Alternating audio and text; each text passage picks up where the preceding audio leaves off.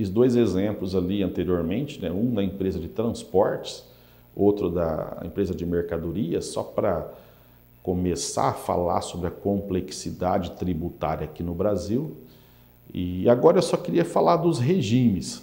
Então veja bem, puxa, eu empresário, conversei com o meu contador, entendi quais são os tributos que incidem naquela minha operação. E o meu contador disse que agora temos que definir a qual regime tributário eu devo optar.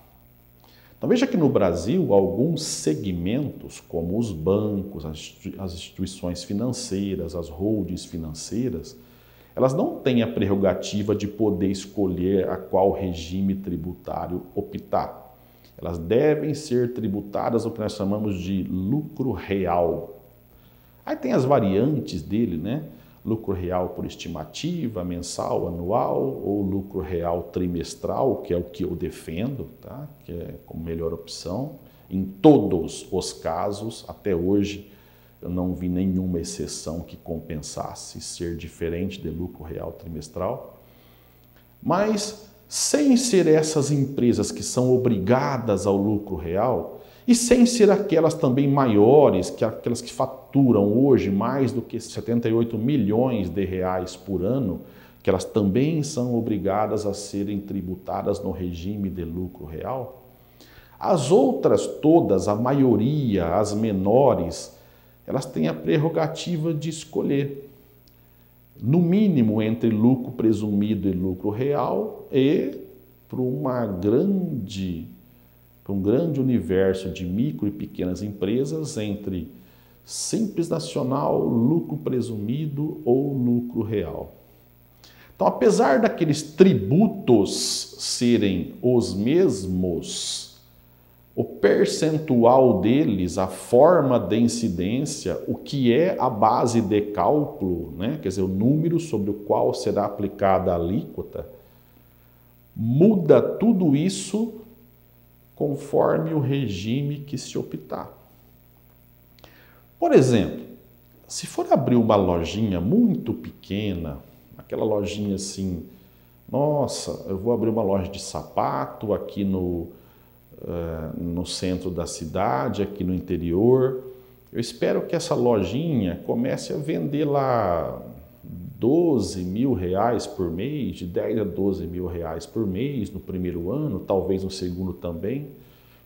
Então, é muito claro que para esse porte, para esse tipo de negócio, né, comércio de sapatos e esse porte tão pequeno, seja viável o Simples Nacional.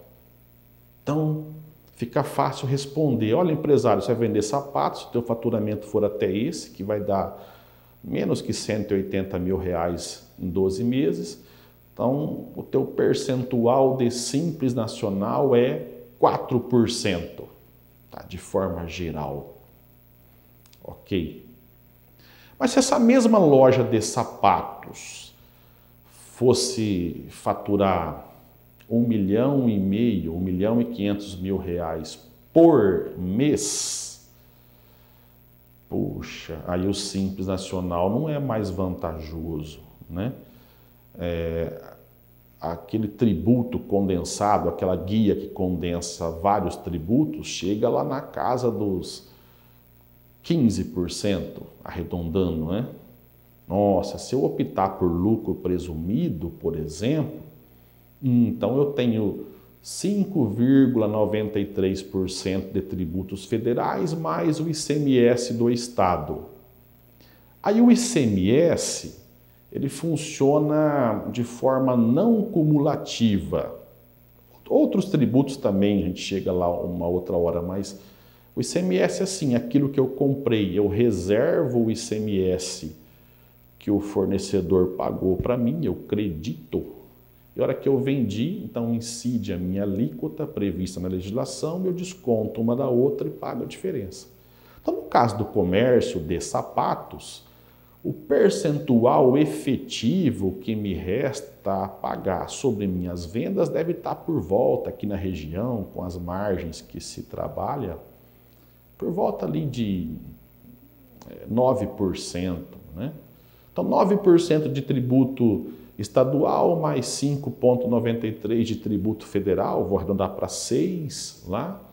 Ah, então temos 15% também, né? Ok.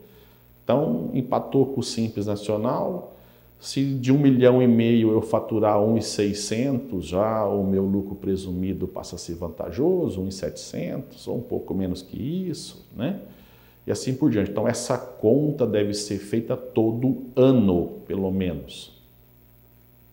E se essa loja for maior, ou apesar de não ser maior, que vou trocar, se não fosse uma loja de sapato, mas fosse um posto de gasolina, por exemplo, onde eu comercializo lá os combustíveis e lubrificantes.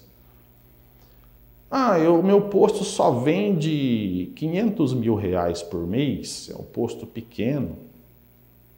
Mas olha, vamos optar por lucro real. Por que, contador? Porque a margem do combustível, dos lubrificantes, é muito pequena. Então, no lucro presumido, no caso das mercadorias, de forma geral, se considera que 8% das vendas é lucro, é o tal do lucro presumido, e não interessa se deu 8 ou não, tá? Vendeu vezes 8% é a base de cálculo do imposto de renda, por exemplo, da contribuição social, multiplica pelas alíquotas dele, né? 15 mais 10, 25% de imposto de renda e 9% de contribuição social. No caso do lucro real, é o lucro que deu realmente, né? Vendeu, tirou os tributos da venda, tirou os custos da mercadoria, tiraram as despesas, sobrou o lucro. Faz algum ajuste que precisar ali, a legislação exige, né? Algumas coisinhas. Aquele valor se multiplica pelas alíquotas. Então, quando a margem do produto é consideravelmente menor do que esses 8%, que é o caso dos combustíveis, então não interessa muito qual é o faturamento. O lucro real é evidente ser o melhor regime para aquela atividade. Então, a grosso modo, eu só quero mostrar a complexidade tributária no Brasil. E conforme vamos conversando mais, nos aprofundando, a indignação aumenta. Obrigado.